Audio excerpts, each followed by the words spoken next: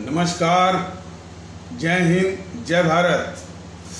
भारतीय अवाम ताकत दल अपने भारतीय भाई बहनों अर्थात अपने देश भारत की जनता अर्थात अपनी भारतीय अवाम से भारतीयता आधारित आपसी श्रद्धा, भारतीयता आधारित आपसी स्नेह, भारतीयता आधारित आपसी प्रेम, भारतीयता आधारित आपसी अखलाक मोहब्बत, भारतीयता आधारित आपसी सहयोग, भारतीयता आधारित आपसी सम्मान, भारतीयता आधारित आपसी एकता, भारतीयता आधारित आपसी भाईचारा तथा भारतीयता आधारित आपसी सद्भाव को समझने व उसे आत्मसात करके वैसा ही और उसी अनुसार आचरण एवं व्यवहार करने हेतु और इसके समस्त भारत में प्रचार प्रसार करने हेतु और इसकी अहमियत और महत्व को प्रत्येक देशवासी को समझाकर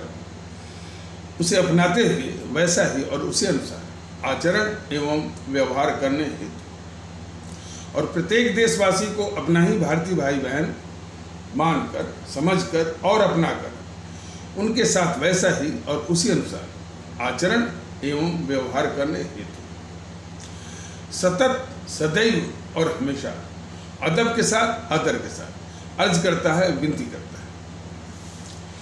सर्वप्रथम एक बहुत महत्वपूर्ण सूचना हम अपने सभी आदरणीय भारतीय भाई बहनों से साझा करना चाहेंगे कि कल 49वें मुख्य न्यायाधीश भारत गणराज्य श्री उदय उमेश ललित यू ललित ने शपथ ली है। इस विषय में हमारा बस यही कहना है, दो महत्वपूर्ण बातें हैं। एक तो उन्होंने इस भारत गणराज्य के मुख्य न्यायाधीश की क्षमता में शपथ लेने के तुरंत बाद उन्होंने अपने भारतीय संस्कृति का परिचय दिया कि शपथ लेने के बाद तुरंत अपने माता पिता के चरण जो है पूरी मजमे के सामने उन्होंने छुआ। ये संस्कार कहते हैं। तो भारत गणराज्य के मुख्य न्यायाधीश जो है इसकी शपथ लेने के तुरंत बाद अपने माता पिता के चरण पूरे माने जो केंद्रीय कक्ष था संसद का, जिसमें की शपथ दिलाई गई थी, जिसमें प्रधानमंत्री से लेकर सभी गणमान्य वो लोग उपस्थित थे, उनके सामने महामहिम राष्ट्रपति महोदया के समक्ष उन्होंने अपने माता पिता के चरण छुए। ये उनकी महानता का एक परिचय है कि अपने संस्कारों के प्रति कितने सजग हैं हमारे आदरणीय माने उदय उमेश ललित जी, माननीय मुख्य न्यायाधीश भारत गणराज्य।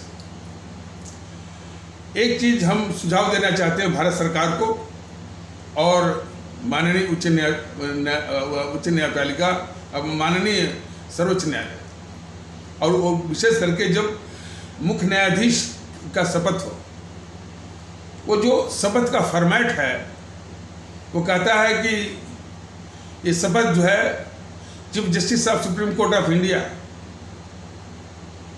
ये सही नहीं है। Chief justice of Indian Republic होना चाहिए और सच्चे अर्थों में chief justice of Bharat Republic ये होना चाहिए। इंडिया शब्द को तो निकाल देना। इंडिया शब्द को भारत की शब्दावली से एक न दिन निकलना है उसको। ये देश भारत है, न कि इंडिया है। तो ये एक नागरिक के रूप में अपेक्षा भी है, सलाह भी है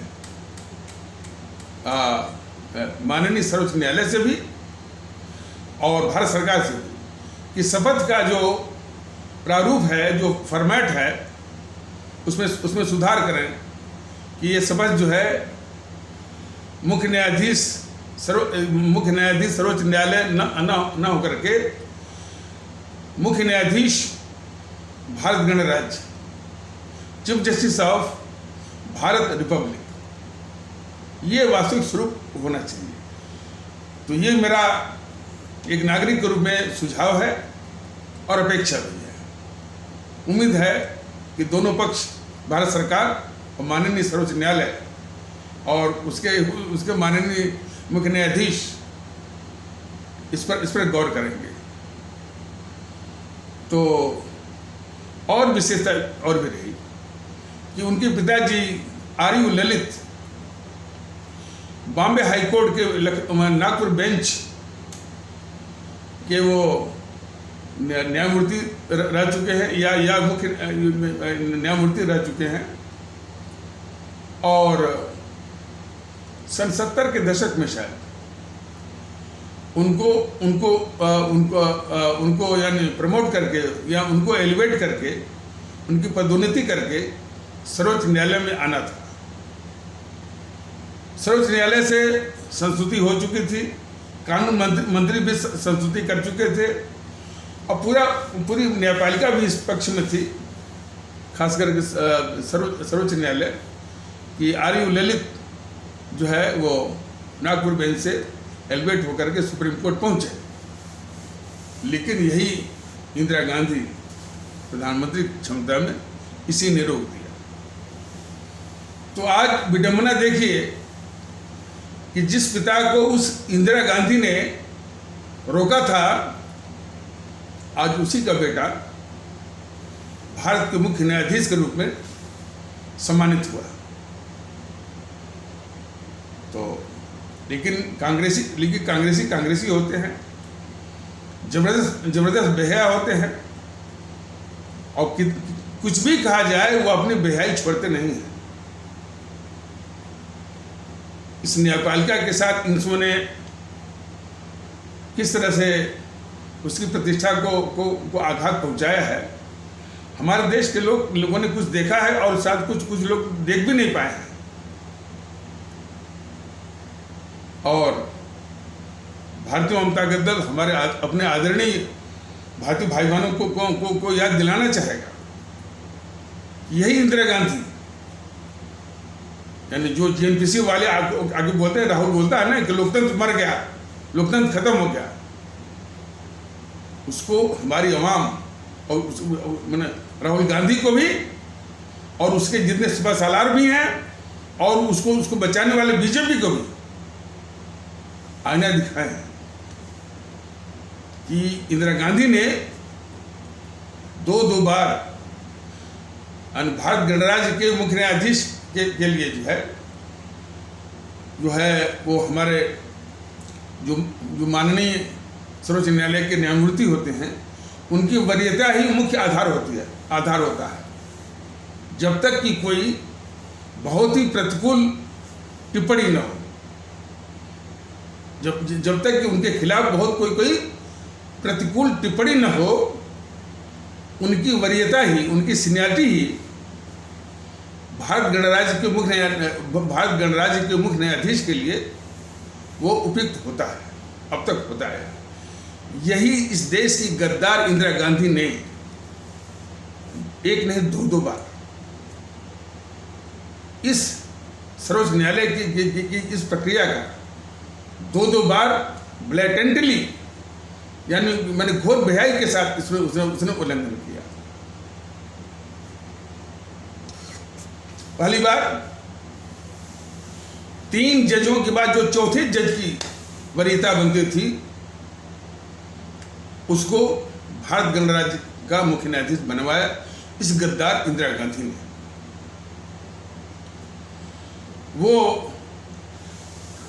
वो चौथे जज थे अजित नाथ राय। अब क्यों बनवाया कि इलाहाबाद उच्च न्यायालय का जो फैसला उसके खिलाफ आया था, उस फैसले को मैनेज करने के लिए उसने जो है और उसका कानून मंत्री था सिद्धार्थ शंकर रे। तो ये दोनों मिलकर के सर्वोच्च न्यायालय में चौथी वरीयता वाले अजित नाथ राय को भारत गणराज्य का मुख्य न्यायाधीश बनवाया। तीन वरिष्ठ न्यायमूर्तियों की वरीयता का उल्लंघन करते हुए वो तीन वरिष्ठ माननीय सर्वोच्च न्यायालय के न्यायमूर्ति थे केएस हेगड़े, जेएम शेलट और एन ग्रोवर। और जब ये चौथे वरीयता वाले अजित नाथ राय को इन दोनों ने गद्दार इंदिरा गांधी ने गद्दार भारतीय जनता पार्टी तो बराबर कहेगा, देश इसको पहचाने। जिस इंदिरा गांधी के लिए सब जेएनपीसी वाले और ये बीजेपी वाले पूरे देश में माहौल बना है कि इंदिरा गांधी आयरन लेडी पता नहीं क्या क्या, उस देश की बहुत बड़ी गद्दार थी। तो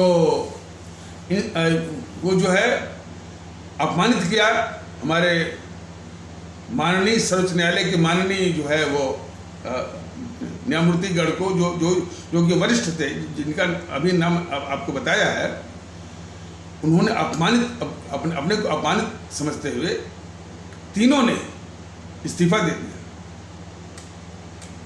तो खैर केएस हेगड़े साहब को तो उनकी प्रतिष्ठा थोड़ी सी वापस करवाया हमारे आदरणीय प्रधानमंत्री मोरारजी जी देसाई ने, कि उनको लोकसभा अध्यक्ष उनको बनवा दिया। तो थोड़ी सी प्रतिष्ठा उनकी वापस हुई। तो पहली बार उसने यानी 3 जजों की वरीयता का उल्लंघन करते हुए चौथी वरीयता के अजित नाथ राय को भारत गणराज्य का मुख्य न्यायाधीश बनवाया। और इतने पर ही नहीं मानी, दूसरी बार भी वरीयता थी हमारे हरिराम खन्ना, HR खन्ना का, उनकी भी वरीयता का अनादर करते हुए इस गद्दार इंदिरा गांधी ने उनसे कनिष्ठ, उनसे जूनियर मिर्जा हमीदुल्ला बेग, MH बेग को भारत गणराज्य का मुख्य न्यायाधीश बनवाया। तो इतनी बड़ी हत्यारणी है हमारे माननीय सर्वोच्च न्यायालय के सम्मान का ये इंदिरा गांधी। उसका राहुल कहता है कि इस देश में लोकतंत्र मर गया और सुप्रीम कोर्ट कब्जे में आ गया। हमारे देश के लोग इन कांग्रेसियों को, राहुल गांधी को और जेएनपीसी के हर एक नेता को आईना दिखाएं, साथ साथ में बीजेपी को भी आईना दिखाएं, इनके नेताओं को भी किस तरह से बचाते हैं इनको और लोकतंत्र की बात करते हैं। यह लोकतंत्र की हत्या हो गई, यानी ये बोलते हैं सर। जब देखिए ये बीजेपी वाले कितने शातिर हैं, किस तरह से बचाते हैं इस कांग्रेस या जेएनपीसी को। वो जैसा कि मैं कुछ नमूने बताता हूँ। अरे बीजेपी वालों की जो करतूत है, जो इन सब बचाने की बहुत लंबी है। जितनी लंबी फहरिस्त इन जेएनपीसी वालों का देश के खिलाफ गद्दारी का है, देश की दुश्मनी का, उतनी ही लंबी फहरिस्त इन बीजेपी वालों की गद्दारी है इसे जेएनपीसी को बचाने की। तो अब जरा आप लोग जान लें, इमरजेंसी की बात बहुत करते हैं, लोकतंत्र की हत्या हो गई फलाने इमरजेंसी। लेकिन इमरजेंसी किन यानी लोकतांत्रिक परंपराओं की हत्या करके, लोकतांत्रिक जो प्रक्रिया की हत्या करके, संवैधानिक प्रक्रिया की हत्या करके वह इमरजेंसी लगाई गई, इसको भी हमारे आदरणीय भारतीय भाई बहन अवश्य जान लें।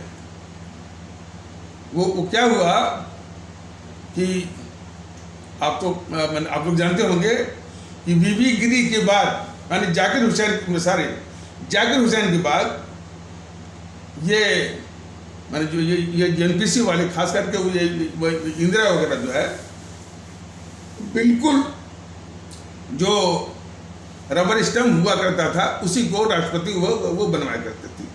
रबर स्टैम्प का असली स्वरूप जो है, वो डॉक्टर जाकिर हुसैन के बाद ही शुरू हुआ।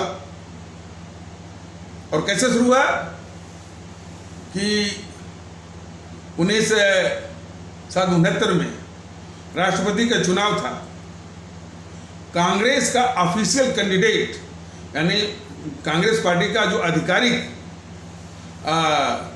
जो उम्मीदवार थे वो थे नीलम संजीव रेड्डी। ये इंदिरा गांधी एक अपना कैंडिडेट लाई वीवी गिरी और घूम घूम कर प्रचार किया, अंतरात्मा की आवाज, अंतरात्मा की आवाज। कांग्रेस के आधिकारिक उम्मीदवार नीलम संजीवा रेड्डी को इसकी साजिश ने हरवा दिया और अपने कैंडिडेट वीवी गिरी को वो जितवा लाई। इस तरह की ये हत्यारणी है। तो इसके बाद तो फिर जो मैंने वीवी गिरी हुए, फखरुद्दीन अली अहमद हुए, फिर ज्ञानी जैल सिंह हुए, पता नहीं कौन कौन हुए, जो भी है वो वही हुए जो घोर चमचे रहे। यानी जो इंदिरा गांधी के अधीन मंत्री रहे उसी को राष्ट्रपति वो बनवा दिया। जितने भी फखरुद्दीन अली अहमद हों, वेंकट रमन हों, ज्ञानी जैल सिंह हों, शंकर दयाल शर्मा हों, सबको जो इंदिरा गांधी के अधीन जो मंत्री रहा उसी को राष्ट्रपति बनवा दिया। अब वो परंपरा जो है चली आ रही है। वो प्रणब मुखर्जी जो है इन कांग्रेसियों के अधीन में वो मंत्री रहे, उन्हीं को राष्ट्रपति बना दिया। ये गलत परंपरा जो है लोकतंत्र की हत्या इसी जेएनपीसी की ही है। तो उस फखरुद्दीन अली अहमद से और वीवी गिरी के बाद आया था फखरुद्दीन अली अहमद जो कि क्योंकि खाद्य मंत्री थे। इसे इंदिरा गांधी के अधीन में खाद्य मंत्री थे और उसी को इसने बनवा दिया राष्ट्रपति। तो ये सीधे जो है इमरजेंसी का जो प्रस्ताव था सीधे सिग्नेचर करा दिया फखरुद्दीन अली अहमद से। प्रक्रिया ये होती है कि पहले इसका प्रस्ताव आता है कैबिनेट में, कैबिनेट उस पर विचार करता है, फिर वो राष्ट्रपति को संस्तुति भेजता है। राष्ट्रपति की संस्तुति जो है वो प्रधानमंत्री के हस्ताक्षर में जाता है कि ये कैबिनेट का ये प्रस्ताव है। ये प्रक्रिया होती है। इस इंदिरा गांधी ने बगैर कैबिनेट में प्रस्ताव लाए सीधे राष्ट्रपति से इसने इमरजेंसी वाला प्रस्ताव पर सिग्नेचर करा दिया और इमरजेंसी लगवा दिया, घोषित करवा दिया। घोषित होने के बाद तब वो प्रस्ताव बाद में कैबिनेट में आया। इतनी बड़ी संवैधानिक और लोकतांत्रिक परंपराओं की हत्यारणी है ये इंदिरा गांधी। उसको पता नहीं क्या क्या ये जेएनपीसी वाले कहते हैं, कहलवाते हैं और ये बीजेपी वाले उसके आगे दंडवत करते हैं, सर झुकाते हैं। और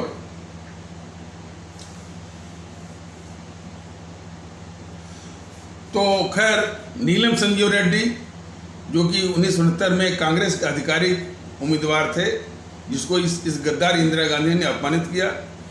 हमारे आदरणीय भूतपूर्व प्रधानमंत्री मोरारजी देसाई ने उस अपमान में उस अपमान के बदले उन्होंने सम्मानित किया नीलम संजीव रेड्डी को पुनः राष्ट्रपति, और वो भी सर्वसम्मति से बनवा कर। उनके योगदान को सवाल है जितने भी इस मुल्क के लिए जिन्होंने अच्छे काम किए और आदर्श के रूप में काम किए, जेएनपीसी वालों ने भी और उनके साथ साथ बीजेपी वालों ने भुलवा दिया। मोरारजी देसाई के तमाम ऐसे काम हैं, उनका कार्यकाल महज जो है 27 महीने का था, लेकिन ऐसे काम हैं जो कि इस देश के लिए बहुत आवश्यक हैं, बहुत आदर्श भी हैं। बीजेपी वालों ने भुला दिया, मोदी महोदय ने भुलवा दिया। जेएनपीसी तो खैर उसकी तो खैर साजिश ही है। हमारे आदरणीय भाई बताए ना कि हमारी आवाम के लिए, आम आवाम के लिए, गरीब आवाम के लिए दो विषय बहुत ही महत्वपूर्ण है और बहुत ही आवश्यक है। एक तो महंगाई, महंगाई को काबू करके नीचे लाने वाले वो इकलौते प्रधानमंत्री थे। बाकी तो जितने भी प्रधानमंत्री उन्होंने वादा बहुत किया, लेकिन कोई इस कसौटी पर खरा नहीं उतर सका। लेकिन मोरारजी देसाई बगैर वादा किए महंगाई को काबू नहीं किया, बल्कि उसको कम किया। और आलम यह है, कितने ऐसे पत्रकार हैं जो कहते हैं कि हमको तो मालूम ही नहीं है कि आज़ादी के बाद कोई ऐसा भी समय आया था जिसमें महंगाई कम हुई। इस तरह का ये दिखाता है कि गलत चीज़ों का, झूठ का कितना बड़ा, यानी झूठ जो है कितना जड़ पकड़े हुए है। तो पहला है महंगाई, तो महंगाई को वो काबू ही नहीं किया, बल्कि नीचे ले आए थे। और ये आम आवाम, गरीब आवाम से बिल्कुल सीधे ताल्लुक़ रखती है। महंगाई बढ़ जाए तो कितनी परेशानी बढ़ जाती है हमारे आम आवाम की और गरीब आवाम की। यह कहने वाली बात नहीं। दूसरा है ये शराब का सेवन। शराब का सेवन भी हमारे गरीब भारतीय भाई बहनों के लिए और हमारे आम भारतीय भाई बहनों के लिए पूरा अभिशाप और जहर है। वैसे तो ये शराब का सेवन यानी तमाम सामाजिक बुराइयों का वो जननी है। इसलिए तो भारतीय जनता दल कहता है कि भाई आज बीजेपी वाले, आम आदमी पार्टी वाले शराब के ठेके पर बात कर रहे हैं।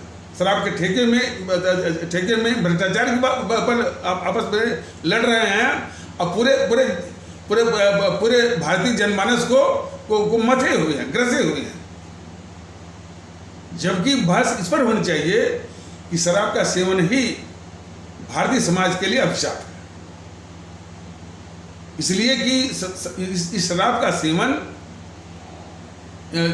करने पर या करने के कारण हमारा भारतीय समाज एक कीमत चुकाता है। हमारा भारतीय समाज एक कीमत चुकाता है, जिस कीमत की भरपाई कोई कीमत नहीं कर सकती। ये बात हमारे माननीय भूतपूर्व प्रधानमंत्री मोरारजी देसाई ने सार्वजनिक रूप से भी कहा था और तमाम देश के मुख्यमंत्रियों को भी समझाया था। और माननीय सर्वोच्च न्यायालय भी इसी तरह की टिप्पणी कभी कभी करता रहता है कि शराब के सेवन से हमारा ये समाज एक ऐसी कीमत को चुकाता है जिसकी भरपाई कोई कीमत नहीं कर सकती और तमाम सामाजिक बुराइयों की जड़ है। इसके प्रति संवेदनशील होने के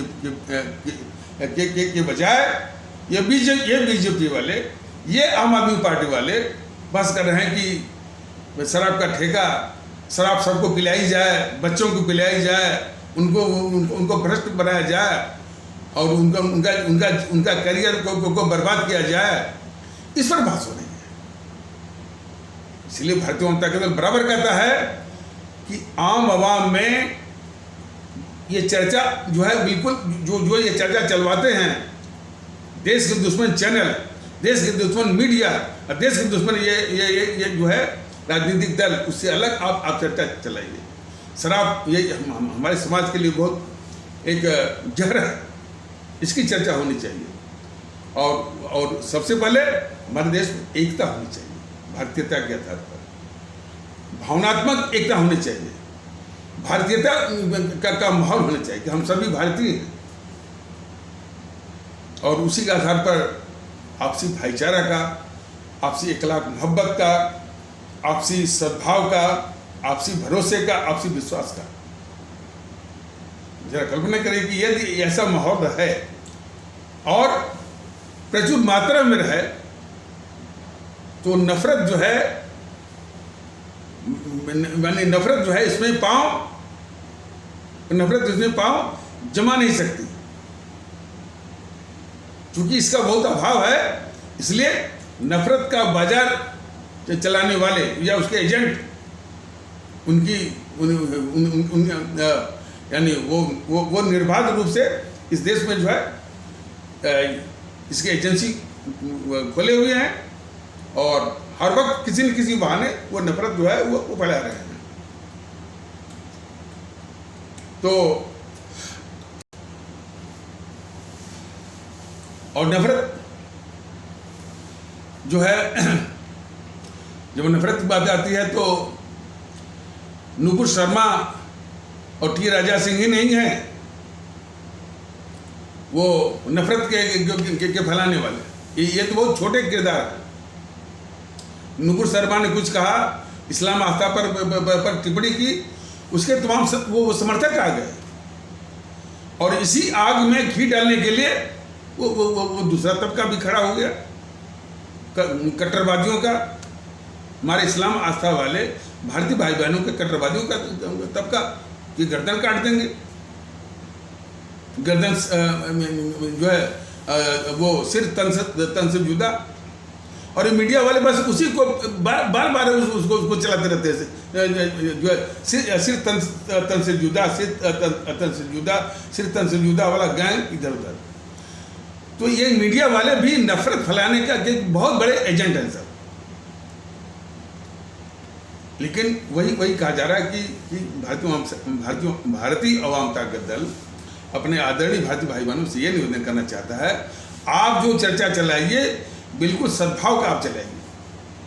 और दूसरी चीज, भारतीय समाज के अंदर भी कुछ ऐसे तत्व होंगे जो कि जिनको एकता नहीं चाहिए, वो समानशाही सोच के भी होंगे, समानशाही सोच के कुछ चमचे भी होंगे। उनको पहचान करके उनको समाज से अलग थलग करिए, बिल्कुल आइसोलेट कर दीजिए, सेक्लूट कर दीजिए उनको, और आपसी भाईचारे का माहौल बनाइए, जो मुल्क के लिए बहुत जरूरी है। और देखिए ना, आपसी भाईचारा के लिए भारतीय जनता दल प्रयास कर रहा है। सारे राजनीतिक दल इस भारतीय ताकत दल, अभी भारतीय ताकत दल का कोई विस्तार भी नहीं हुआ है, लेकिन हाँ जनता में विस्तार मतलब अभी संगठन का विस्तार क्या नहीं है, थोड़ा मैंने आर्थिक संसाधन की एक बाधा है, तो लेकिन कर रहा है, उसके लिए भी प्रयास कर रहा है। तो लेकिन सारी राजनीतिक पार्टियां उस भारतीय ताकत दल की विरोधी हो गई हैं जो पूरे देश में भारतीयता के आधार पर एकता भाईचारा स्थापित करने के प्रयास में लगा हुआ है। और आवाम भी उसको धीरे धीरे समझ रही है। थोड़ा सा आवाम से ये गुजारिश है, ये अपेक्षा है कि ये इस गति को थोड़ा बढ़ाइए। यानी इस वीडियो को कम से कम, जैसा कि मैंने बताया हुआ है कि 1000 से अधिक वीडियो जो है वो जारी हो चुके हैं, और उसमें सिर्फ यही देश में कैसे एकता स्थापित हो, कैसे भाईचारा स्थापित हो, कैसे हमारे समाज में मजबूती आए, जो हमारा आपसी भाईचारे का जो ताना बाना है उसकी मजबूती कैसे आए, इसी की सारी बातें, इसी की सारी बातें उसमें वो दी गई हैं। तो उसको बढ़ाइए। इस विषय में हम कभी कभी पूछते रहते हैं कि भाई कि वीडियो आप देखते हैं नहीं देखते हैं। एक सज्जन थे, वो शायद सीए थे, चार्टर्ड अकाउंटेंट होते हैं ना, तो वो कह रहे थे कि आजकल की पीढ़ी जो है वो कहती है कि अरे क्या ये बकवास है।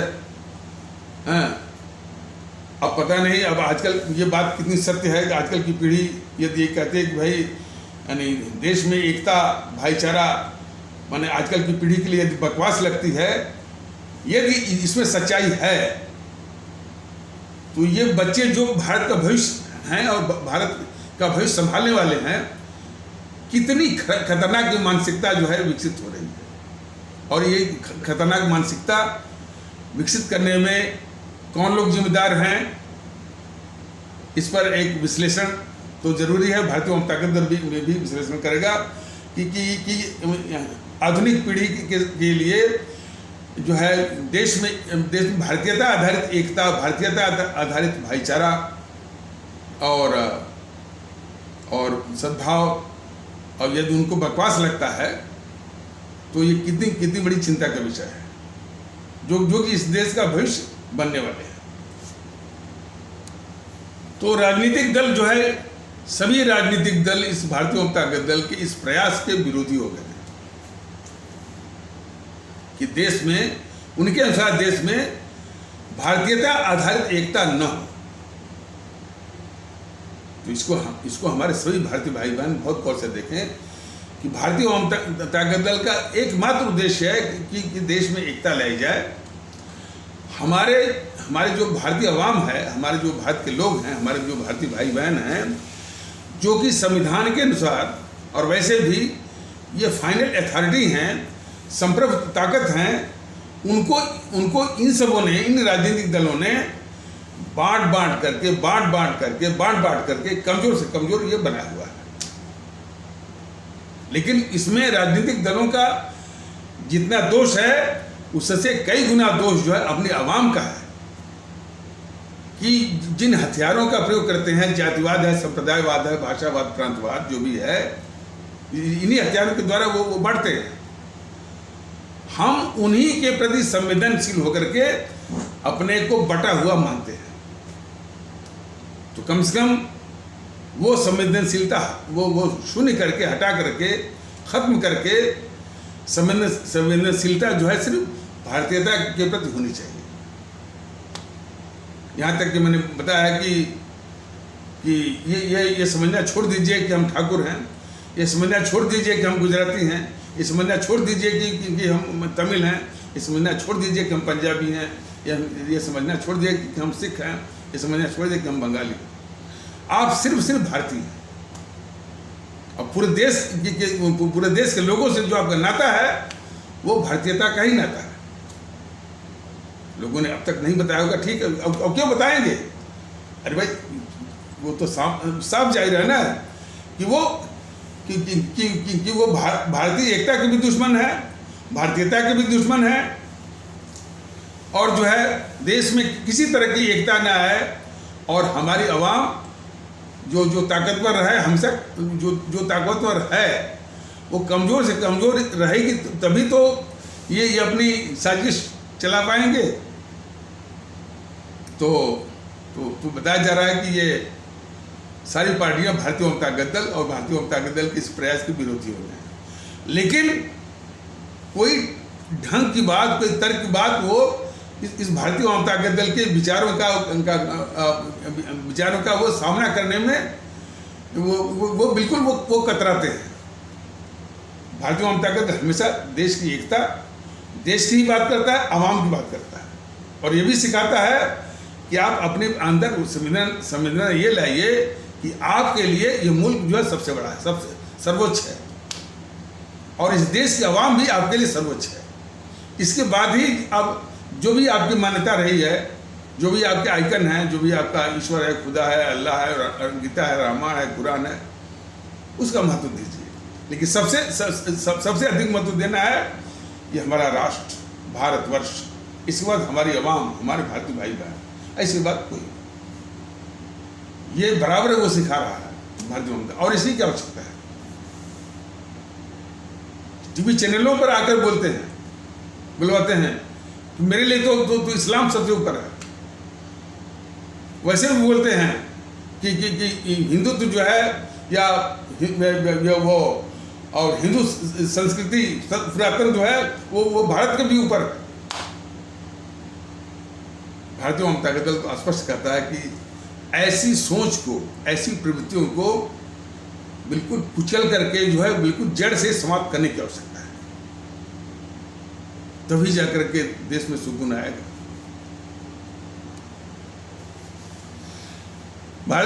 शुरू में ये बात चली थी कि माननीय सर्वोच्च न्यायालय के जो मुख्य न्यायाधीश हैं, वो जो कि वस्तुतः कहे जाने चाहिए कि वो भारत गणराज्य के मुख्य न्यायाधीश हैं, और भी जो न्यायमूर्ति हैं, और न्यायपालिका माने उच्च न्यायपालिका, जिसमें कि माननीय सर्वोच्च न्यायालय और माननीय उच्च न्यायालय आते हैं, ये बराबर बोलते हैं कि भाई न्यायपालिका की शाख and Prestige of the judiciary, ये बहुत ही मार्मिक विषय है। हर एक नागरिक का कर्तव्य है कि हमारी ये बहुत महत्वपूर्ण संस्था है न्यायपालिका, इसकी शाख के प्रति वो संवेदनशील हो, संजीद हो, ये बहुत आवश्यक है। लेकिन उसके पहले खुद न्यायपालिका को सचेत रहना होगा, सजग रहना होगा, वो सारे उपाय करने होंगे कि उसकी शाख कैसे बचे। ये सारी बातें एक भारतीय नागरिक के रूप में मैं न्यायपालिका के विषय में बता रहा हूँ, क्योंकि चिंता है हमको उसकी साख की, और खास करके माननीय सर्वोच्च न्यायालय में जो सबसे बड़ी उसके साख का जो दुश्मन है, वो जो कोर्ट फिक्सर है,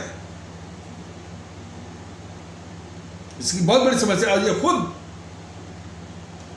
माननीय सर्वोच्च न्यायालय के कई माननीय न्यायमूर्तियों ने इसको मैंने सार्वजनिक रूप से स्वीकारा है, कहा कबूला भी है कि कोर्ट फिक्सर जो है माननीय सर्वोच्च न्यायालय की बहुत बड़ी समस्या है, और उसकी साख को बचाए रखने में सबसे बड़ी बात है। और भारतीय जनता दल, चूंकि मैं नागरिक हूँ, और वो माननीय सर्वोच्च न्यायालय के न्यायमूर्ति के लिए तो कुछ बाधा हो सकती है, मेरे लिए कोई बाधा नहीं है।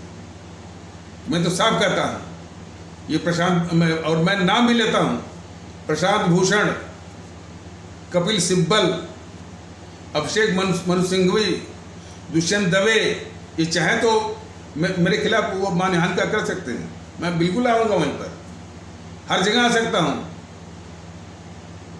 माननीय सर्वोच्च न्यायालय चाहे तो मैं वहाँ भी आ सकता हूँ। तो मैं जो नाम ले रहा हूँ, कपिल सिब्बल, अभिषेक मनु सिंघवी, प्रशांत भूषण, दुष्यंत दवे, ऐसे जो है ये मैंने बहुत घोर यानी रैंक या ब्लेटेंट जो है ये कोर्ट फिक्सर है, और हमारी माननीय सर्वोच्च न्यायालय की साख के ये शत्रु है। अब इनसे कैसे माननीय सर्वोच्च न्यायालय की साख की रक्षा की जाए, इसके प्रति चिंता, और इसके लिए उपाय सबसे पहले जो है माननीय सर्वोच्च न्यायालय को ही ढूंढना पड़ेगा। और ये भी सुनने में आया है कि उसके जो वकील हैं बहुत मोटी मोटी कमाई करते हैं, करोड़ों में, तो ये धंधेबाजी भी बंद होनी चाहिए। देखिए, भारतीय जनता दल हर उस क्षेत्र पर प्रहार करेगा जो हमारे देश का कोड बना हुआ है। न्याय तो खैर अब जब जहाँ इतने बड़े पैसे का व्यापार होगा तो न्याय वो मिल पाएगा। तो इसके डिटेल में हम ज़्यादा जब हमारे हाथ में सत्ता आएगी तो हम जो है वो बिल्कुल एक जो है कारगर वो सुझाव भी देंगे, उपाय भी करेंगे। लेकिन जहाँ पर करोड़ों का व्यापार ये जो है वो वकीलों की फीस के लिए होता है, तो न्याय वो मिल पाएगा? न्याय तो कुछ लोगों की मुट्ठी में बंद एक खिलौना बन के वो रह जाएगा। इसलिए बड़े बड़े उद्योगपति न्याय को किस तरह से मैनिपुलेट करवाते हैं, उनके केस आज लगाते हैं, कल आ जाता है। ये छिपी बात नहीं है। तो जो न्यायपालिका हमारे देश के नागरिकों की रक्षा के लिए, नागरिकों के अधिकारों की रक्षा के लिए है, उनको सुकून देने के लिए है, इन्हीं के कारण जो है जो अभी नाम बताया गया है, इसी तरह के तत्वों के कारण जो है न्यायपालिका अपने उस दायित्व को निभाने में उतनी सक्षम नहीं हो पा रही है। और भी कई कारण, और उसमें एक बहुत बड़ा कारण है कि इन जीएनपीसी वालों ने, गांधी नेहरू परिवार चंडाल चौकड़ी वालों ने अपने और इन कम्युनिस्टों के, इन वामपंथियों के तमाम एजेंट जो है वो भरे हुए हैं।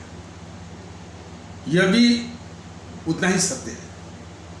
और इस यथार्थ को पुख्ता करने के लिए, माने इस बुराई को पुख्ता करने के लिए वो कॉलेजियम सिस्टम आ गया।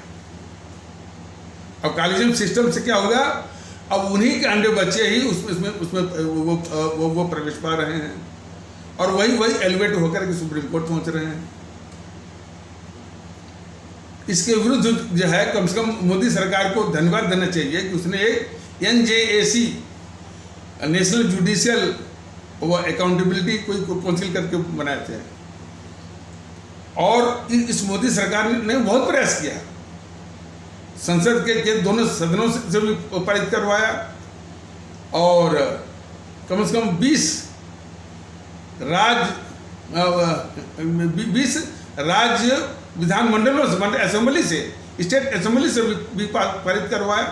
और ये जो प्रक्रिया होती है, जो संविधान संशोधन की सबसे कठिन होती है, और सबसे कठिन ये प्रक्रिया, तो उस सबसे कठिन प्रक्रिया के द्वारा और इसके बाद प्रक्रिया के द्वारा मतलब कि राज्य विधानमंडल में पारित कराने के बाद फिर राष्ट्रपति के हस्ताक्षर के बाद तो वो जो कानून आया NJAC वाला जो है, उसको सुप्रीम कोर्ट ने खारिज कर दिया। और देश को जानना चाहिए,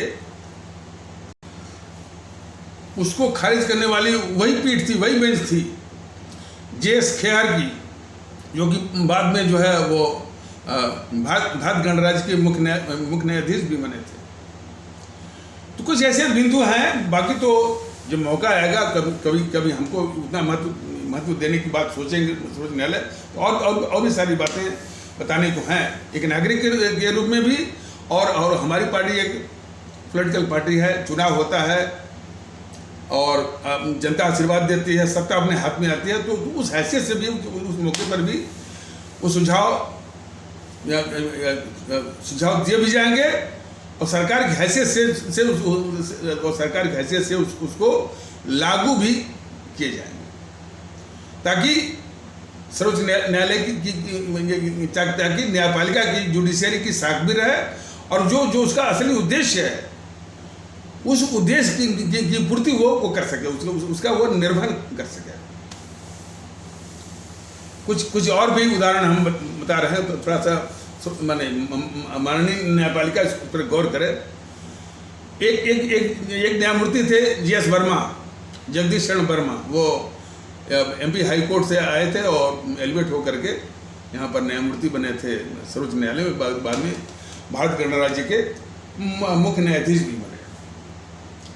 तो जब वो सर्वोच्च न्यायालय में माननीय न्यायमूर्ति थे, उन्होंने एक हवाला कांड जो है शुरू किया था। ये बहुत स्वागत योग्य है। उनके ही पीछे पड़ने के कारण जो हवाला कांड जो है जो देश को मालूम हुआ। लेकिन इसके बाद माननीय सर्वोच्च न्यायालय, माननीय दिल्ली उच्च न्यायालय ने दोनों मिलजुल करके किस तरह से जो है वो मैंने हवाला कांड का, क्योंकि ऐसी तैसी हो गई, ये माननीय सर्वोच्च न्यायालय को भी, माननीय उच्च न्यायालय को भी मालूम है। यानी वो अपने लॉजिकल एंड पर जिस उद्देश्य के लिए न्यायमूर्ति जगदीश शरण वर्मा ने प्रयास किया था, उसके लॉजिकल एंड पर, उसके सार्थक मुकाम पर वो पहुंचा। तो इसको भी समझे। और जो हमारे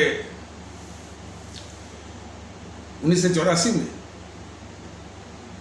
जो हमारे सिख आस्था वाले भारतीय भाई बहन का जो कत्लेआम हो रहा था इसी दिल्ली में, तो ये सर्वोच्च न्यायालय की ड्यूटी बनती थी कि सुओ मोटो कॉग्निजेंस लेकर के और इस सरकार को उनको उखाड़ फेंकते, ये ड्यूटी बनती थी। लेकिन उस समय की चुप्पी साधना, ये बहुत बड़ा एक अभिशाप है, क्या बताएं। इसी दिल्ली में हमारे सिख आस्था वाले भारतीय भाई बहनों की सरेआम कत्ल हो रहा है। ये माननीय सर्वोच्च न्यायालय, माननीय उच्च न्यायालय, महामहिम राष्ट्रपति, किसी ने संज्ञान नहीं लिया। और बात यही तक नहीं है, फिर एक सेवानिवृत्त भारत गणराज्य के मैंने भारत गणराज्य के सेवानिवृत्त न्यायमूर्ति श्री रंगनाथ मिश्र की अध्यक्षता में इन कांग्रेसियों ने, इन NPC वालों ने इंक्वायरी कमीशन बिठाई जो है सिख दंगों के ऊपर। उस रंगनाथ मिश्रा ने जो है पूरा इल्जाम इन कांग्रेसियों के ऊपर से हटा करके दिल्ली पुलिस पर ठोक दिया। ये देख करके तो इतना क्षोभ होता है, इतना मन में कष्ट होता है, मन में पीड़ा होती है कि ये दशा है भारत गणराज्य के मुख्य न्यायाधीश जो कि सेवानिवृत्त हो चुके, उनका ये चरित्र बहुत दुख होता है। और इन जीएनपीसी वालों ने फिर जब इनको संतोष नहीं हुआ तो किस तरह से यानी फिर न्यायपालिका को मैनिपुलेट करते हैं, उसमें तिकड़म बिठाते हैं। इसको भी हमारे आदरणीय भारतीय भाई बहन समझ लें।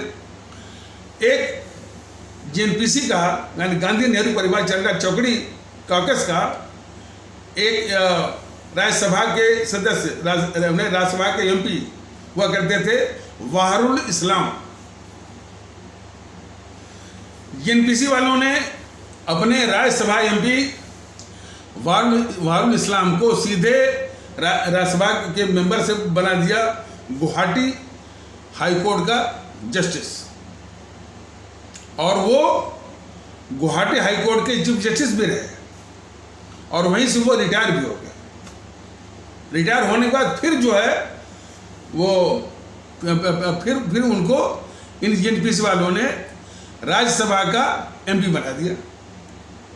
फिर कुछ दिन राज्यसभा का एमपी बनने के बाद फिर जो है इन सिख दंगों को लेकर के याचिका दायर हुई सुप्रीम कोर्ट में।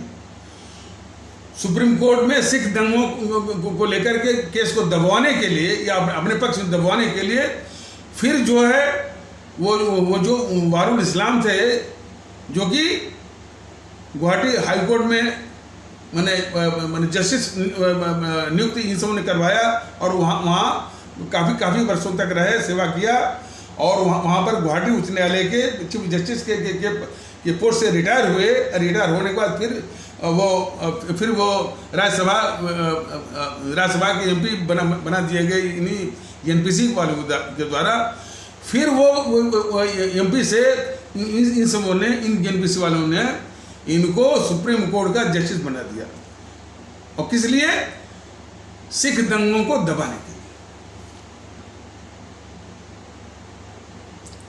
तो ये सब मैंने जो इस तरह के घटनाएं हैं, और किस तरह से ये मैंने कोर्ट को मैनिपुलेट इसने किया है, इसकी मर्यादा को भंग किया है, मुट्ठी में लेकर के बंधक बनाया है, और उसमें वो माननीय न्यायपालिका की चुप्पी बहुत कुछ कहती है। बहुत वेदना होती है अपने मन में इसके प्रति। जो है किसी भी माने छोटी सी बात पर वो वो आ गए सर्वोच्च न्यायालय के माननीय न्यायमूर्ति जिसमें कि वो रंजन गोगोई भी थे, और वो चेलमेश्वर भी थे, और कोई मदन लोकुर भी थे, और कोई कुरियन भी थे, जोसेफ कुरियन साहब कोई थे। ये 4 लोग जो है बोलने आ गए। सिर्फ वो साजिश क्या थी?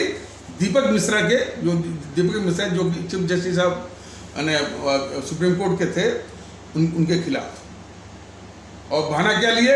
लोकतंत्र की रक्षा के लिए।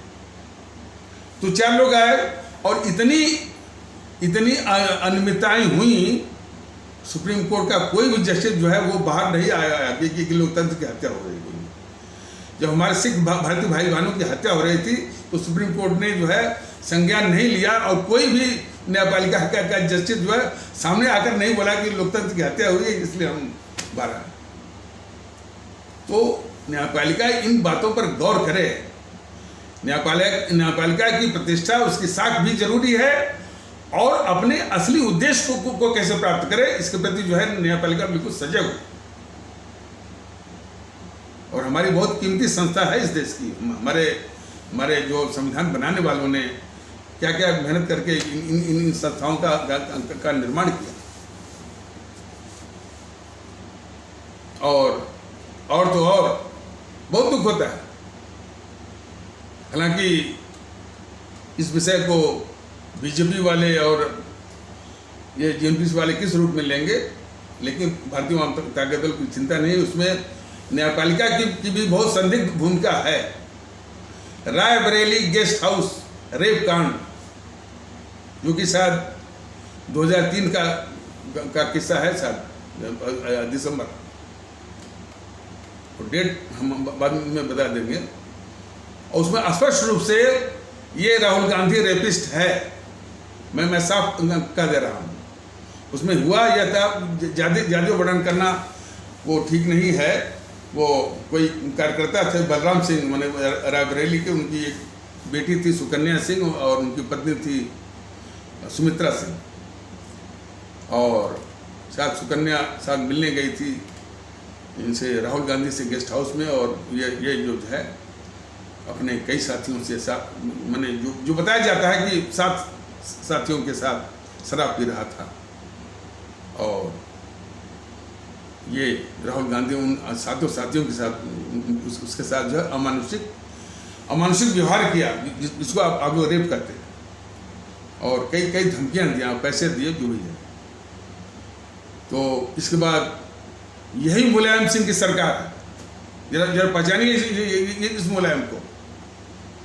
मुलायम सिंह ने इतना दबाव डाला पुलिस के ऊपर कि सुकन्या का FIR तक जो है वो लिखा नहीं गया, जो कि उस अमानुषिक व्यवहार की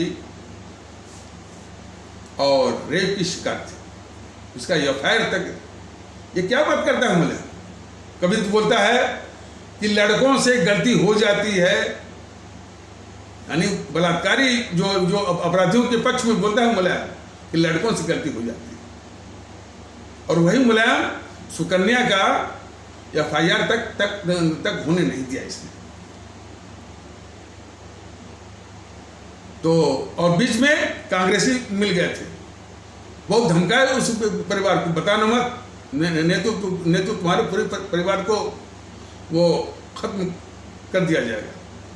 इसके बाद वो परिवार बलराम सिंह, सुमित्रा सिंह, उनकी पत्नी और उनकी बेटी जो इस अमानुषिक यानी अमानुषिक अत्याचार की शिकार थी, फिर दिल्ली में कहाँ भटकी, राष्ट्रपति से मिलने के लिए, और माननीय मुख्य न्यायाधीश सर्वोच्च न्यायालय से मिलने के लिए। इसके बाद महिला आयोग से भी मिली, तो महिला आयोग की अध्यक्षा थी उसमें गिरिजा व्यास से जब ये परिवार मिलने गया, कांग्रेसियों ने उल्टी पट्टी पढ़ा दिया था गिरिजा व्यास को कि अरे ये जो सुमित्रा सिंह है, सुकन्या सिंह है, बलराम सिंह है, ये धंधा करने वाले हैं। ये सब हमारे देश के लोग जो है जान लें कि ये जेएनपीसी का कोई भी हो, राहुल हो, सोनिया हो, वो हो, उसका कोई भी नेता, दिग्विजय, जयराम रमेश, सब झूठे ही बोलते हैं। कम से कम इतना हमारे भारत के लोग समझ जाएं, तब भी काफ़ी इस समाज का कल्याण हो जाएगा।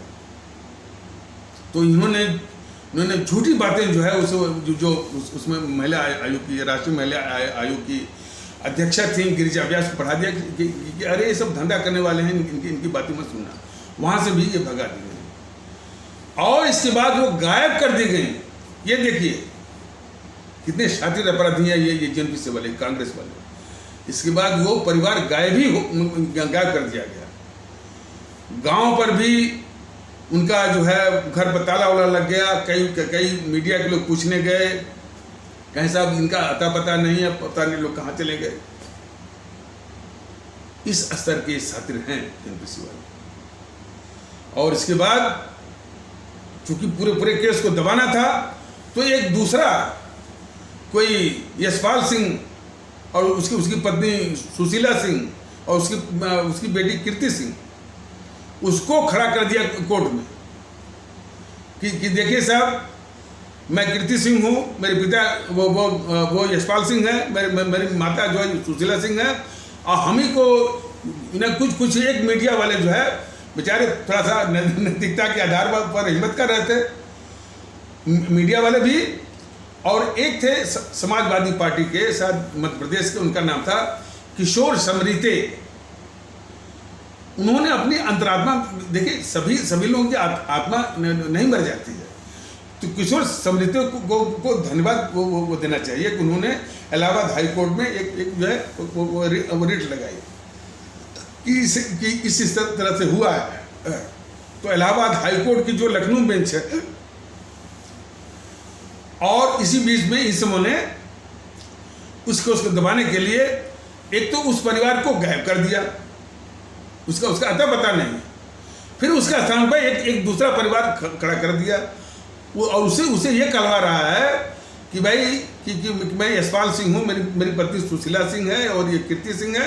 कीर्ति सिंह को ही वो दिखाया जा रहा है और मेरे साथ कुछ नहीं हुआ। और हमको ही कभी जो है सुकन्या सिंह और हमारे पिताजी को बलराम सिंह का करके पूरी कहानी बनाई जा रही है। यह माननीय उच्च न्यायालय इलाहाबाद लखनऊ बेंच को अच्छी तरह से मालूम था, यह प्लांटेड स्टोरी है। तब भी उस न्यायमूर्ति ने उसको हम क्या कहें, उल्टे 50 लाख का फाइन कर दिया किशोर समरीते पर, और उसमें 50 लाख में उसने बांट दिया था कि जो है 50 लाख में 20 लाख जो है वो कीर्ति सिंह को, उसको नहीं, सुकन्या सिंह को नहीं। सुकन्या सिंह जो पीड़ित थी इसकी, वो तो गायब हो गए, उन्हें गायब कर दी गई। कीर्ति सिंह को जो है 20 लाख का, 20 लाख जो है वो राहुल गांधी को, और 10 लाख वो पुलिस विभाग को या डीजीपी को। ये करतूत है न्यायपालिका में जो है लोगों की, न्यायमूर्ति लोगों की। फिर वो सुप्रीम कोर्ट में गए किशोर समरीते, और फिर उन्होंने जो फाइन जो 50 लाख की, तो शायद कम करके 10 लाख कर दिया। ये शर्म आनी चाहिए। सुप्रीम कोर्ट हाई कोर्ट को दिख रहा था कि बिल्कुल प्लांटेड स्टोरी है, सिर्फ इस राहुल गांधी को बचाने वाली। उनको मालूम था ये भूमिका है। अब भी यदि थोड़ा बचा है तो माननीय सर्वोच्च न्यायालय एक वर्किंग सुप्रीम कोर्ट के जस्टिस की अध्यक्षता में इस फाइल को फिर खोले, और फिर कम से कम देश को यदि अपनी साख को बचाना चाहता है तो। ये मांग तो भारतीय जनता दल की है। बीजेपी वाले इसको दबाए रहेंगे। मोदी महोदय क्या करेंगे, जब 6 महीने चुनाव को रह जाएगा 2024 का, तब इस पर थोड़ी बहुत वो चर्चा करवा लेंगे, सिर्फ वोट बटोरने के लिए। इतने घातक हैं बीजेपी वाले। अभी ये चुप रहेंगे, सिर्फ उसको उभारेंगे जब 6 महीना जो है 2024 का रह जाएगा, तब उसको उभारेंगे, और उसमें से सिर्फ वोट बटोरेंगे और कुछ करेंगे नहीं। राहुल का उस रेपिस्ट, उस बलात्कारी राहुल को कुछ नहीं करेंगे बीजेपी वाले, जो हमेशा से वो बचाते रहे। तो बात चली थी जो है माननीय न्यायपालिका, तमाम ऐसे उदाहरण हैं। तो यदि माननीय न्यायपालिका अपने शास्त्र के प्रति संवेदनशील है, तो इन सारे मुद्दों को जो मैंने अभी उठाया है, और भी मुद्दे हैं, इसके प्रति सजग हो। ऐसी घटनाओं का पुनरावृत्ति न हो, और कॉलेजियम सिस्टम को समाप्त होने में, और मैं अकेला नहीं हूँ, इलाहाबाद उच्च न्यायालय के कई न्यायमूर्ति ने इस कॉलेजियम सिस्टम का विरोध किया हुआ, खत्म करके जो समर्पित किस्म के हैं। और इस संबंध में हम तो कम से कम जो नए मुख्य न्यायाधीश हैं हमारे यू ललित या उदय उमेश ललित साहब का, कम से कम हमारे देश की जनता उन्होंने कहा कि सर्वोच्च न्यायालय के जो न्यायमूर्ति लोग हैं वो जनता के सेवक हैं। ये पहले ऐसे जो है वो माने भारत गणराज्य के मुख्य न्यायाधीश हुए। यही भावना होना चाहिए कि हर एक इस जनता का सेवक है, राहुल गांधी का सेवक नहीं है। सर्वोच्च न्यायालय के माननीय सर्वोच्च न्यायालय के लोग भी, माननीय उच्च न्यायालय के लोग भी समझ लें कि यह न्यायपालिका जो है वो राहुल का सेवक नहीं है, जीएमपीसी का सेवक नहीं है, जनता का सेवक है। तो इसको साबित करने के लिए कुछ उसको कुछ उपाय उसको करने होंगे। और ये सब घटनाएं वास्तव में सिख दंगों पर माननीय उच्च न्यायालय का माननीय सर्वोच्च न्यायालय का या माननीय न्यायपालिका के चुप्पी किस तरह से उन्हीं के जजेस द्वारा वो मैनिपुलेट करके पूरा अपराध जो है वो पूरा इल्ज़ाम वो ख़त्म करा गया, पूरा इनके पाप धुले गए। ये सब चीज़ें दिमाग को बहुत टार्मेंट करती है, परेशान करती है, एक मेंटल टॉर्चर मिलता है हर एक उस भारतीय नागरिक को जो सचेत है अपने देश के प्रति और देश की और देश की महत्वपूर्ण जो संस्थाएं हैं न्यायपालिका वगैरह की।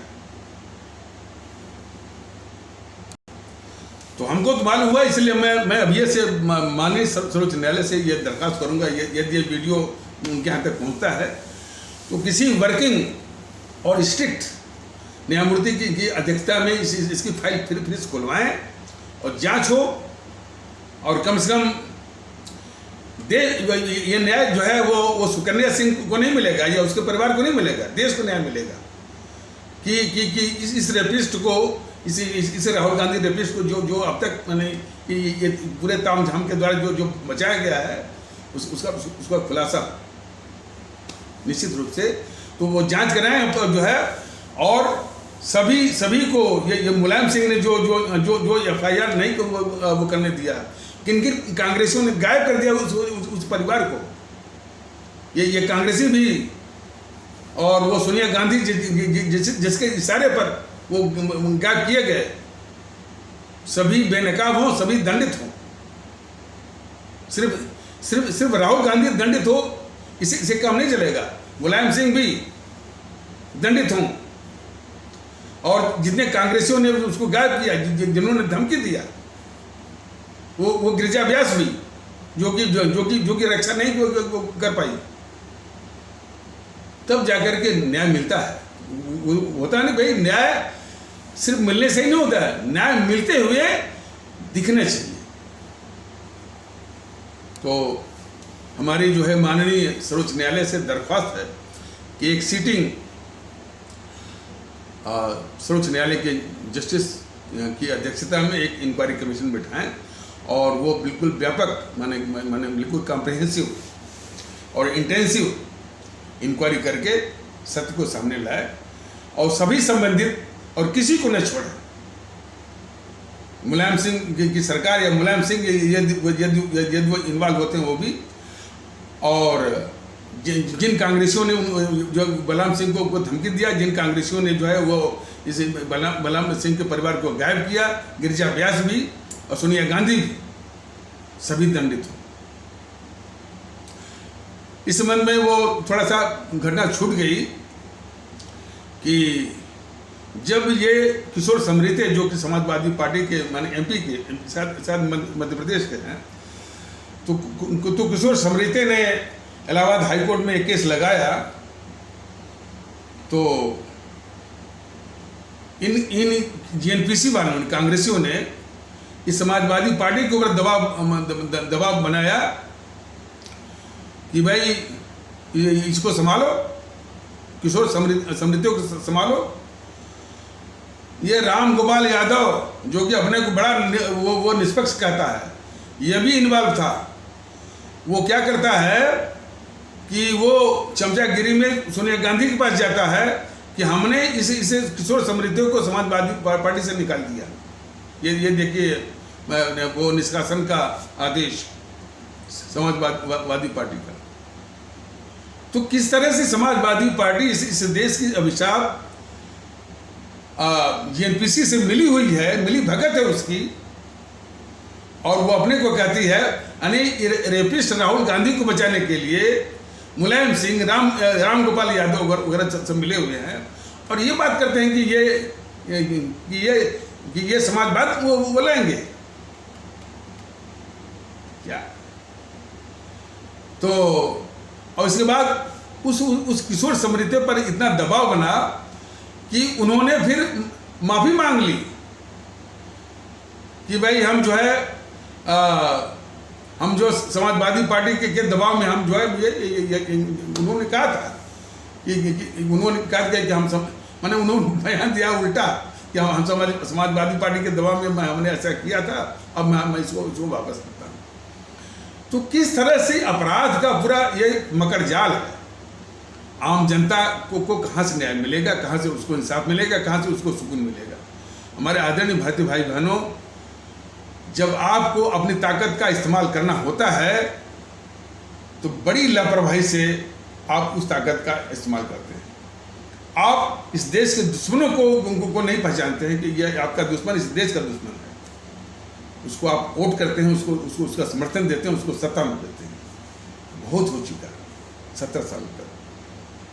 ये सारे जितने भी राजनीतिक दल हैं, चाहे भारतीय जनता पार्टी हो, चाहे आम आदमी पार्टी हो, चाहे आपकी वो ये आरजेडी हो, समाजवादी पार्टी हो, बहुजन समाज पार्टी हो, टीएमसी हो, एनसीपी हो, सभी इस देश की विखंडनकारी ताकतें हैं और आम आवाम के दुश्मन भी है। मैंने अभी जो नमूना बताया, दुश्मन।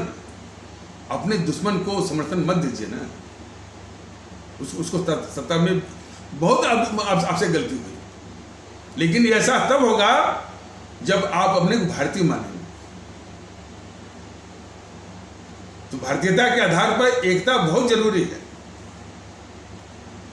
और उसमें जब भी भारतीय एकता की बात आएगी तो कौन ऐसे तत्व हैं जो कि इस देश में नफरत वो फैला रहे हैं। अब जैसे हमने जो बौद्धिक वर्ग है, यूपीएससी के जो प्रोडक्ट हैं, आईएएस आईपीएस इंजीनियरिंग सर्विसेज वाले, रिटायर होने जो सेवा निवृत्त हो गए, रिटायर हो गए, वो अपना एक व्हाट्सएप ग्रुप बनाए हुए हैं। ये बौद्धिक वर्ग जो है यूपीएससी का, रिटायर्ड यूपीएससी का, आईएएस आईपीएस इंजीनियरिंग सर्विसेज इत्यादि का, उसमें किस तरह की गंदगी फैलती है उसका नमूना जरा देखिए। बराबर जो है ये वक्तव्य वो कश्मीर के संबंध में, वो वहाँ के जो हमारे कश्मीरी पंडित कहे जाने वाले भाई बहनों के खिलाफ जो अत्याचार है, सिर्फ दिखाते हैं कि मुसलमानों ने उनके खिलाफ अत्याचार किया। सिर्फ एक वो नफरत का माहौल। भारतीय जनता दल ने कई बार बताया है कि कश्मीर की समस्या की जड़ में नेहरू है।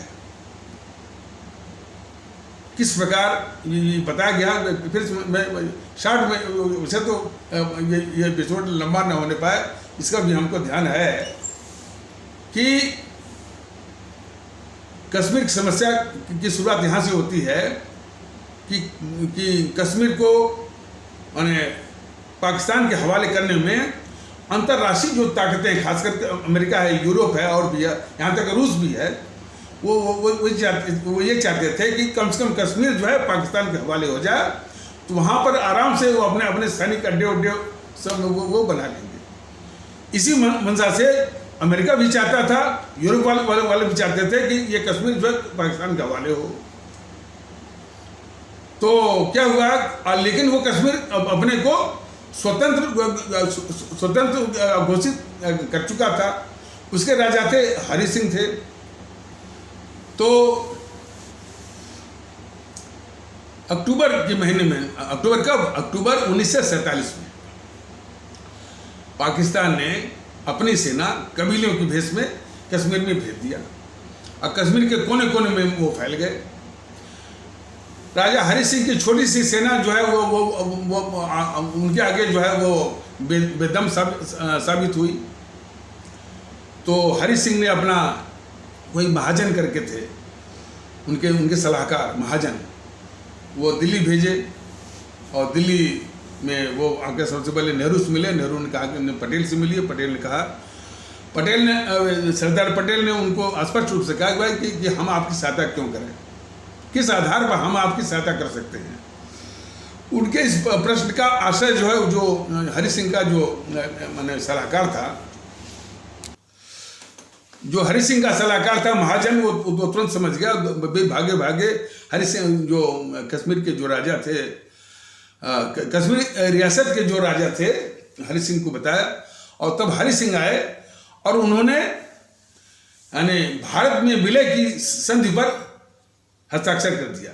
इसको बोलते हैं अंग्रेजी में इंस्ट्रूमेंट ऑफ एक्सेशन पर उन्होंने दस्तखत कर दिया। और इसी तरीके से सरदार पटेल ने यानी भारत की वो 560 यानी टोटल जो रियासतें का विलय हुआ था वो थी 562। तो दो या तीन रियासतें जो है वो आनाकानी कर रहे थे। एक तो जम्मू कश्मीर जो अभी मैं बता रहा हूँ, एक जूनागढ़, एक जो है वो हैदराबाद। तो बाकी मान लीजिए 560 या 559 जो भी है रियासतों का सरदार पटेल ने सभी रियासतों का एक जो है विलय संधि का एक फॉर्मेट बना हुआ था, उसी पर वो दस्तखत करते थे।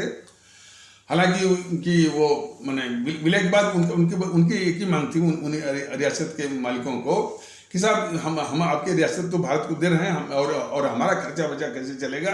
तो उन्होंने प्रीपर्स माने कि सरकार उनके खर्चे का इंतजाम करेगी, इसको बोलते हैं प्रीपर्स। उसको भी इस गद्दार इंदिरा गांधी ने समाप्त करके माने जब देश माने रियासतों को मिलाना था तब इस नेहरू का अता पता नहीं था।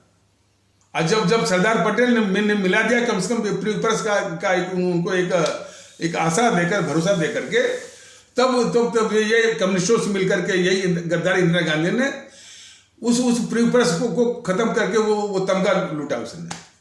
हालांकि विषय थोड़ा सा भटक जाएगा। उसी प्रीपर्स जो है वो जो है प्रीपर्स का विधेयक जो है लोकसभा से तो इसने पारित करवा लिया, राज्यसभा से एक मत से गिर गया था।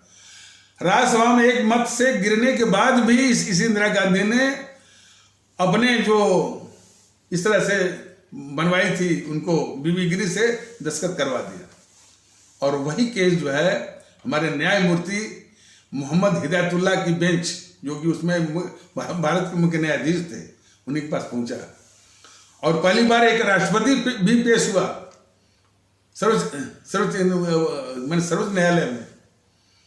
तो उसके व्यक्तिगत मैंने पर्सनल अपीयरेंस के बाद भी जो माननीय जो है माने भारत गणराज्य के मुख्य न्यायाधीश थे हमारे माने आदरणीय मोहम्मद हिदायतुल्लाह साहब ने फैसला दिया था, और फैसला पूरा ऐतिहासिक फैसला था। ये फैसला उन्होंने लिखा था कि भारत का राष्ट्रपति कोई मुगलिया बादशाह नहीं है जो जिसको चाहे वो नवाब बना दे। भारत का राष्ट्रपति भारत के संविधान से बंधा हुआ है। इतना समूह रह गया था राष्ट्रपति को भी, इंदिरा गांधी को भी, कांग्रेसियों को, सबको। और जो है ये तो खैर